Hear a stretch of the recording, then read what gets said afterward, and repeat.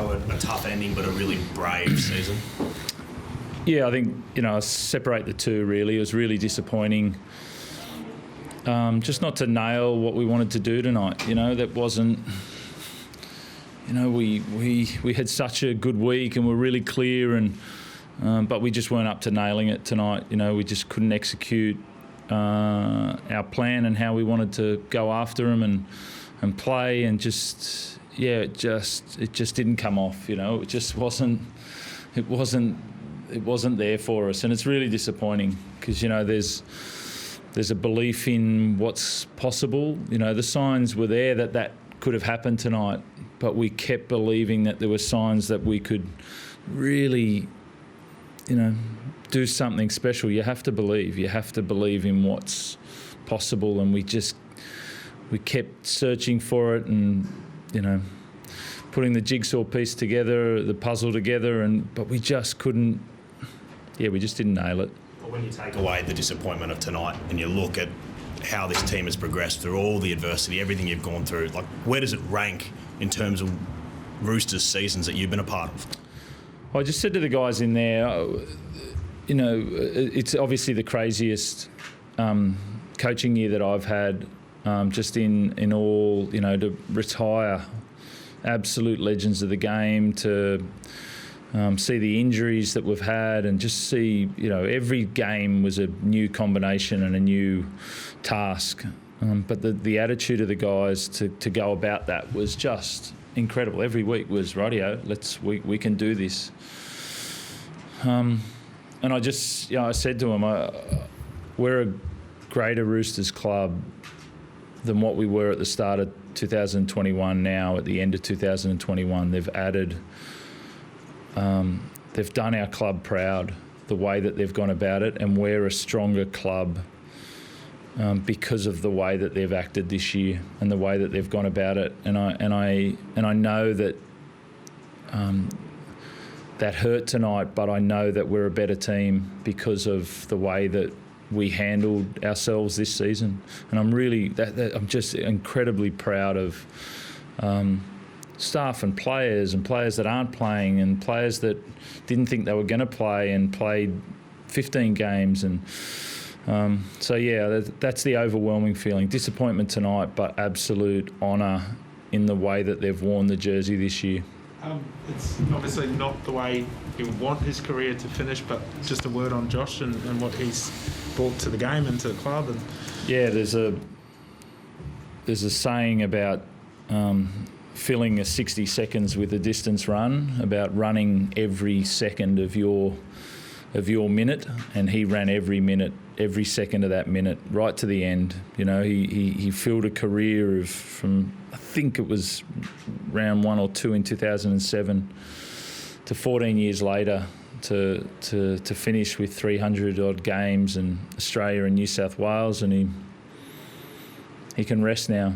Can feel really proud about the way that he played the game of rugby league. At the end there with the penalty kick, would it have been nice to sort of see him get that too, maybe, and to finish off the career there? Yeah, he did. He doesn't need to kick a goal to finish a career in the right way. He did it in the right way. Is there a moment that sums him up to you, Robbo, that maybe we haven't seen? We've seen some of the great moments on the field, but for you?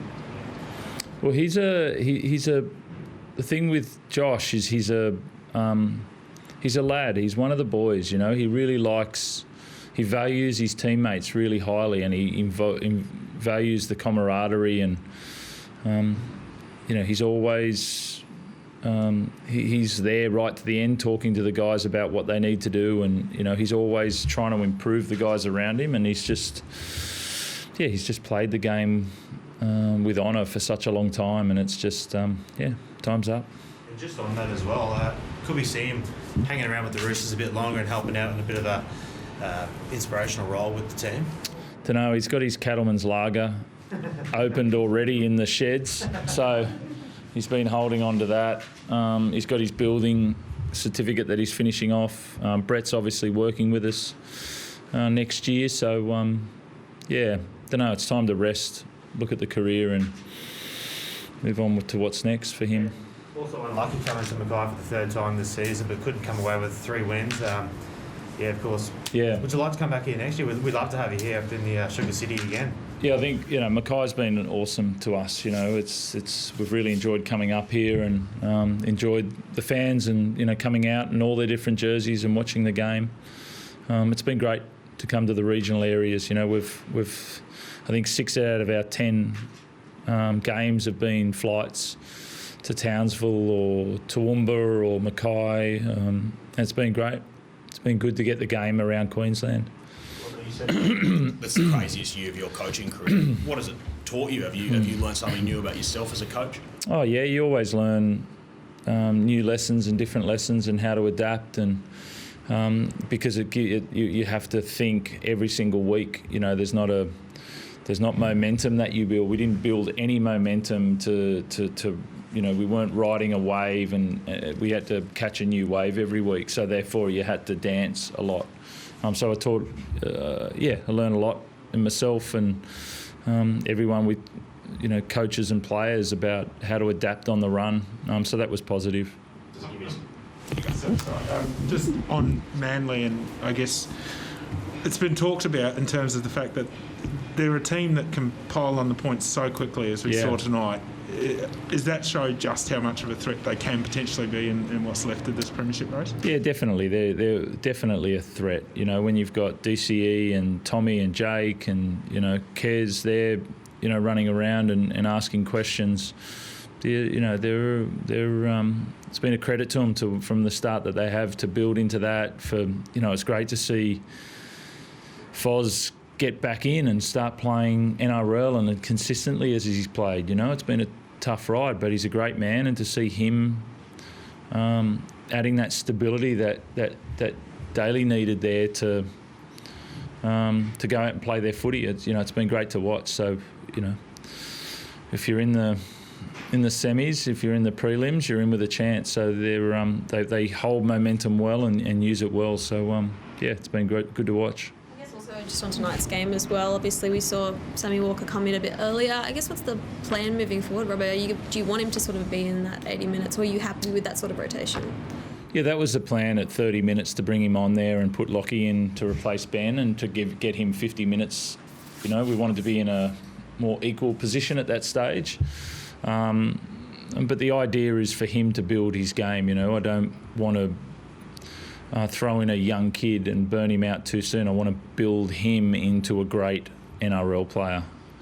And so that plan hasn't changed. I guess during the season, though, he was used quite a lot mid-season. I guess why sort of now did you decide to sort of taper his minutes? Yeah, that's just my choice there around how to develop him and how to continue to develop him as a player. And I'll, we've got an off-season again and we'll go again. What happens in the off-season, Rob? Obviously, you lost a lot of players, a lot of cap space, a lot of guys moved around. Do you start looking in the market? No, we're pretty stable there on the guys that are sort of coming through and filling into those roles. A lot of those guys in the change rooms there are, we're nearly all on again. We've obviously had a lot of those injuries that will come back and add Connor into the mix there. Renew for Tony there as well. They're the two that we've added in. So, we believe in our squad, and we got a lot more games out of our squad than what we thought this year, some of those young guys. So it's up to them to learn those lessons, because, we don't want to play a semi-final like that again. What about saying goodbye to Craig Fitzgibbon as well? Yeah, Trav Toomer and Craig Fitz, they're legends of our club. What they've done, we just had a long time there just talking about them. It's hard to put it into words, but Trav's been at this club for, I think 14 years, and the work that he's done behind the scenes is, is a credit to the way that we've played over that period of time. And then Fitz is, it's possibly the greatest ever Rooster. What's somebody done more than Craig Fitzgibbon, as far as a Rooster? Coached, played, captained, he's just been legendary. Just before I go too, I've been,